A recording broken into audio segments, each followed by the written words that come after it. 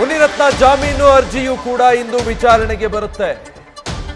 Bale ಅರ್ಜಿಯನ್ನ ಮುನಿರತ್ನಗೆ ಇವತ್ತು ಸಲ್ಲಿಕೆ ಮಾಡಿದ್ದಾರೆ. ಅದರ ವಿಚಾರಣೆ ಆಗುತ್ತೆ. ಬಟ್ ಶಾಸಕರಿಗೆ ಡಬಲ್ ಟ್ರಬಲ್ ಎದುರಾಗ್ತಾ ಇದೆ. ಅತ್ತ ಜಾಮೀನು ಅರ್ಜಿಯ ಭವಿಷ್ಯದ ಭೀತಿ, ಇತ್ತ ಬಂಧನದ ಭೀತಿ. ಒಂದು ವೇಳೆ ಜಾಮೀನು ಸಿಕ್ಕರೂ ಕೂಡ ಮತ್ತೆ ಅರೆಸ್ಟ್ ಆಗೋ ಅವ್ರಿಗೆ ಆತಂಕ ಇದೆ. ಅತ್ಯಾಚಾರದ ಕೇಸ್ನಲ್ಲಿ ಮುನಿರತ್ನರನ್ನ ಬಂಧಿಸೋ ಸಾಧ್ಯತೆ ಇದೆ. ಜಾಮೀನು ಸಿಕ್ಕರೆ ಜೈಲು ಬಳಿಯೇ ಮತ್ತೆ ಮುನಿರತ್ನರನ್ನ ಬಂಧಿಸುವಂತ ಸಾಧ್ಯತೆ ಇದೆ. ಇಂಥ ಸಂದಿಗ್ಧ ಸ್ಥಿತಿಯಲ್ಲಿ ಸದ್ಯ ಸಿಕ್ಕಾಕೊಂಡಿದ್ದಾರೆ. ಸೊ ಡಬಲ್ ಟ್ರಬಲ್ ಈಗ ಮುನಿರತ್ನಗೆ ಎದುರಾಗ್ತಾ ಇರೋದು. ಟೆನ್ಷನ್ ಹೆಚ್ಚಾಗ್ತಾ ಇದೆ. ಇವತ್ತು ಕೋರ್ಟ್ನಲ್ಲಿ ಜಾಮೀನು ಸಿಗುತ್ತೋ ಇಲ್ವೋ ಅನ್ನೋದೇ ಒಂದು ಟೆನ್ಷನ್.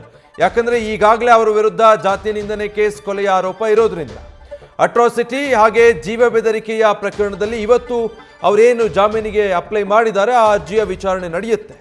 ಈ ಪ್ರಕರಣಗಳ ಸಂಬಂಧ ಇವತ್ತು ಜಾಮೀನಿನ ಆದೇಶ ಏನು ಅನ್ನೋದು ಗೊತ್ತಾಗುತ್ತೆ. ಜಾಮೀನು ಸಿಗುತ್ತಾ ಇಲ್ವಾ ಅನ್ನೋದು ಮೇ ಬಿ ಇವತ್ತು ಡಿಸೈಡ್ ಆಗುತ್ತೆ.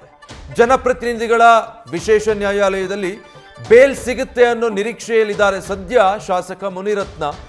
ಅಂದ್ರೆ ಈ ಪ್ರಕರಣ ನೋಡಿದಾಗ ಮೇ ಬಿ ಇದರಲ್ಲಿ ಜಾಮೀನು ಸಿಗಬಹುದಾದ ಸಾಧ್ಯತೆ ಇದೆ. ಹೀಗಾಗಿ ಬೇಲ್ ಪಕ್ಕ ಅನ್ನುವಂಥ ಒಂದು ಸಮಾಧಾನದಲ್ಲಿದ್ರು. ಬಟ್ ಈಗ ಅಷ್ಟು ನಿರಾಳತೆ ಇದ್ದ ಹಾಗಿಲ್ಲ.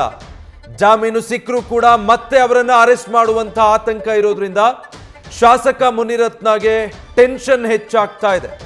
ಒಂದು ಪ್ರಕರಣದಲ್ಲಿ ಬೇಲ್ ಸಿಕ್ಕರೆ ಮತ್ತೊಂದು ಪ್ರಕರಣದಲ್ಲಿ ಅರೆಸ್ಟ್ ಆಗೋ ಸಾಧ್ಯತೆ ಇರೋದ್ರಿಂದ.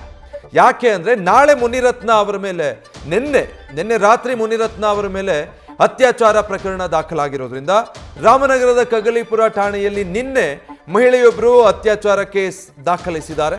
ಜಾಮೀನು ಸಿಕ್ಕರೆ ಮತ್ತೆ ಜೈಲಿನ ಬಳಿಯೇ ಅವರನ್ನ ಅರೆಸ್ಟ್ ಮಾಡೋ ಸಾಧ್ಯತೆ ಕೂಡ ಇರುತ್ತೆ. ಸೊ ಒಂದು ಪ್ರಕರಣದಲ್ಲಿ ಜಾಮೀನು ಪಡ್ಕೊಂಡ್ರೆ ನಿನ್ನೆ ದಾಖಲಾಗಿದೆಯಲ್ಲ ಅತ್ಯಾಚಾರ ಆರೋಪದಲ್ಲಿ ದೂರು ದಾಖಲಿಸಿದ್ದಾರೆ ಮಹಿಳೆ, ಆ ಪ್ರಕರಣದಲ್ಲಿ ಮತ್ತೆ ಅವರನ್ನ ಅರೆಸ್ಟ್ ಮಾಡೋ ಸಾಧ್ಯತೆ, ಅದು ಜೈಲಿನ ಬಳಿನೇ.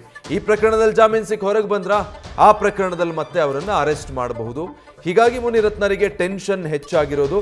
ಒಂದು ವೇಳೆ ಇವತ್ತು ವಿಚಾರಣೆಗೆ ಬರುವಂತ ಈ ಜಾಮೀನಿನ ಅರ್ಜಿಯಲ್ಲಿ ನಮಗೆ ಬೇಲ್ ಮಂಜೂರಾದ್ರೂ ಕೂಡ ನಿನ್ನೆ ದಾಖಲಾಗಿರುವಂತಹ ಅತ್ಯಾಚಾರ ಕೇಸ್ನಲ್ಲಿ ಮತ್ತೆ ಅರೆಸ್ಟ್ ಆಗಬಹುದಾ ಅನ್ನೋ ಟೆನ್ಷನ್ ಅವರಿಗೆ ಹೆಚ್ಚಾಗಿದೆ. ನ್ಯೂಸ್ ಫಸ್ಟ್ ನಿರ್ಭೀತಿಯಿಂದ ನಿಮ್ಮ ಪರವಾಗಿ.